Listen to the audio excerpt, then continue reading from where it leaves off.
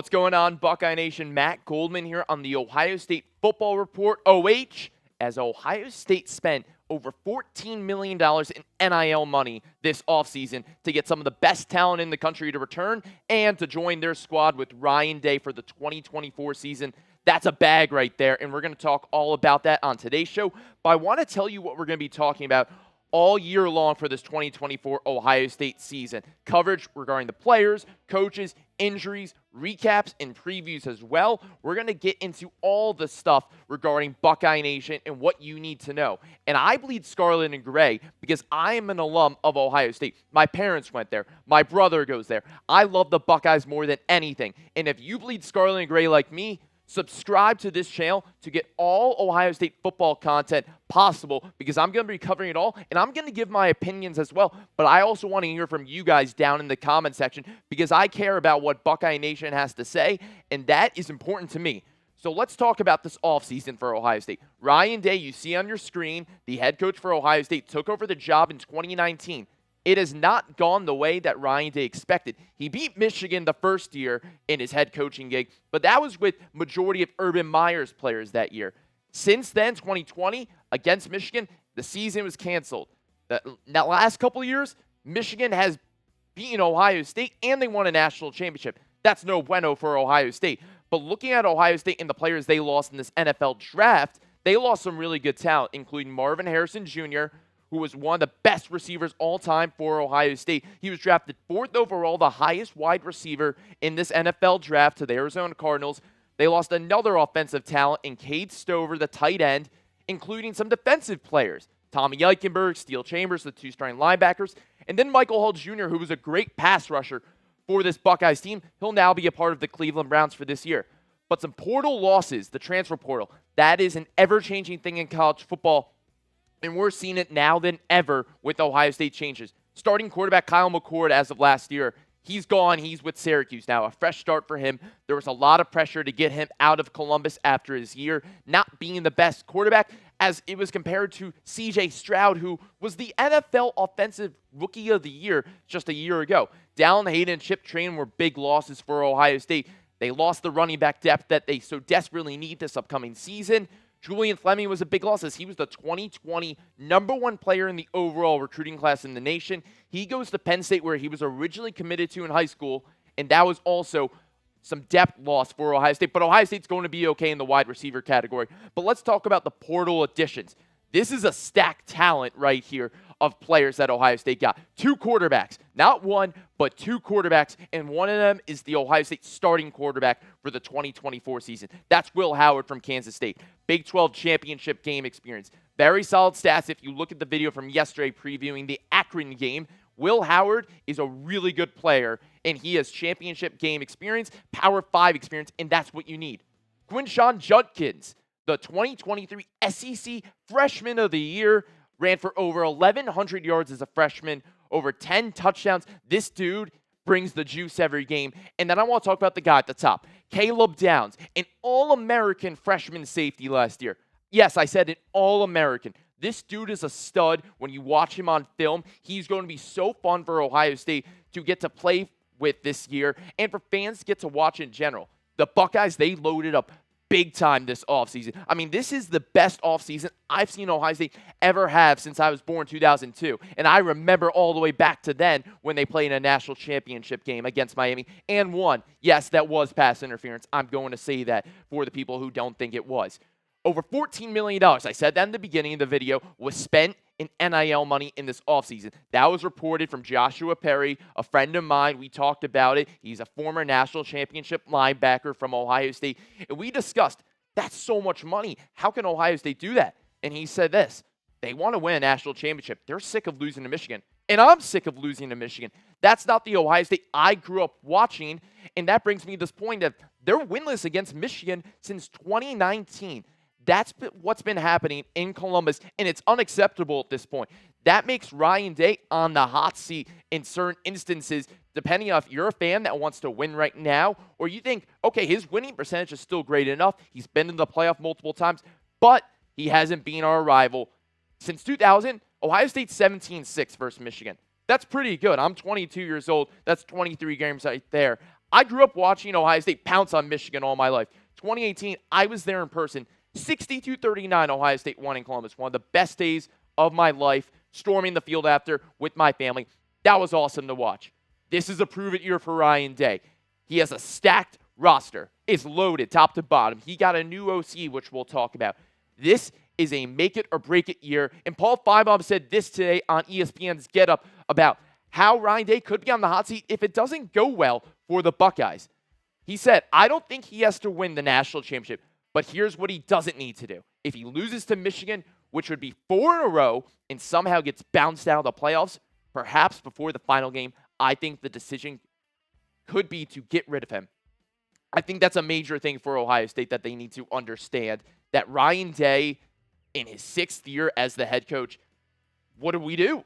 I'm not sure exactly, because if he beats everyone else but doesn't beat Michigan but somehow gets to the Big Ten championship, makes the playoffs and makes a run, is that good enough for Ohio State?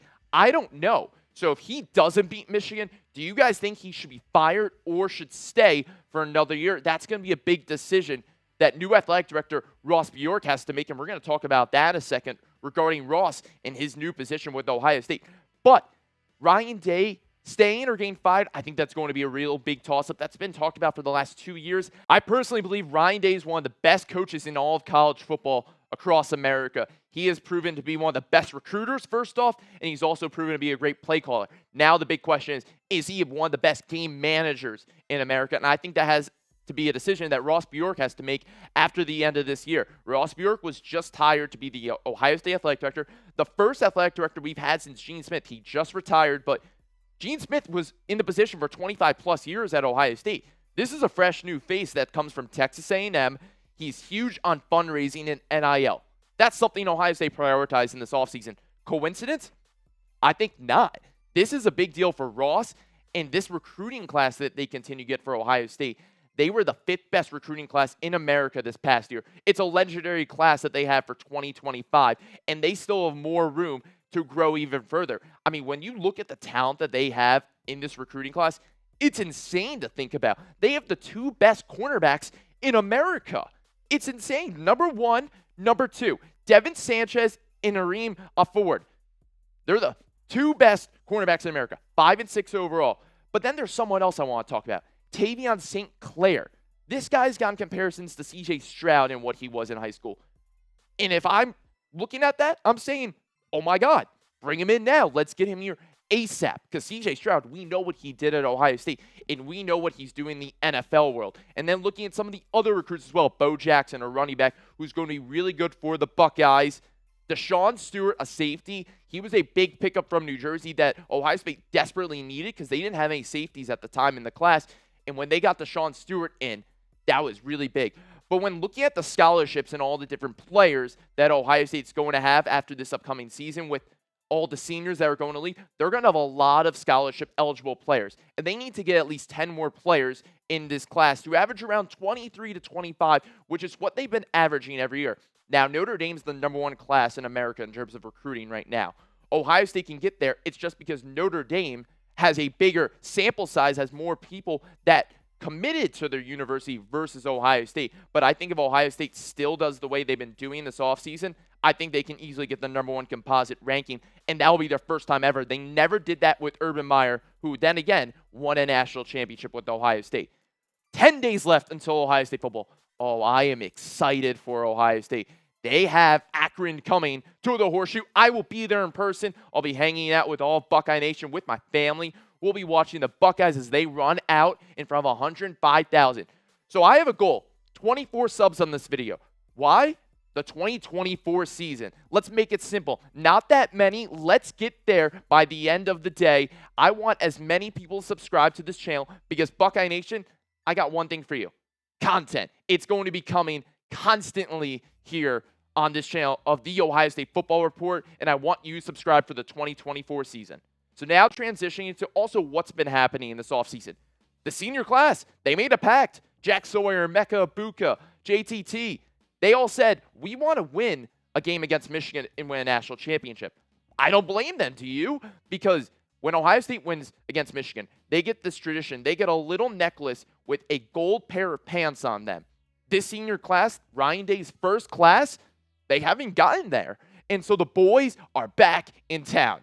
Emeka Egbuka, Trevion Henderson, Denzel Burke, the former All-American cornerback, Jack Sawyer, who's going to have a bigger year, JT Tuimoloau, and Tyleik Williams. These are some of the most significant players that decide to return, and they all agree to. As Day's first recruiting class, this is a major win for him because you're able to get your guys that believe in you to come back and to go for one more journey against Michigan. And it's at home this year in front of Buckeye Nation. That's even bigger, and I think this is great for Ohio State. And with the 12-team playoff, this gives another shot for Ohio State to make a playoff and make a run.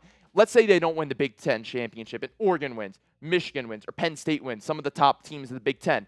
They still have a shot to make the college football playoff, and they still have a chance to make a run at a national championship. And speaking of that run at a national championship, they have a new offensive coordinator that's really going to catapult this offense into a new realm that they didn't have with Ryan Day as the play caller the last few years because he was very conservative with his play calling. It's Chip Kelly. Chip Kelly, yes, the legendary UCLA and Oregon head coach, former coach in the NFL with the 49ers and Eagles, really close friend of Ryan Day. They used to work together when Ryan Day was in the NFL at the Eagles, and we all know Chip Kelly, the West Coast offense. That guy kind of started what the West Coast offense was, and he's bringing here to Columbus a run-heavy offense, and that is really good for Ohio State.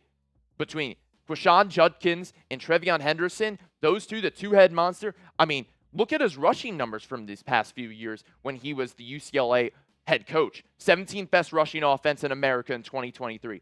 They averaged a school record of 503 yards per game in 2022 of total offense. The Pac-12 scoring leader, 12th in the nation, 2021 overall, and they were the scoring leader once again 2020 and the 12th best team in rushing yards per game in America, 231.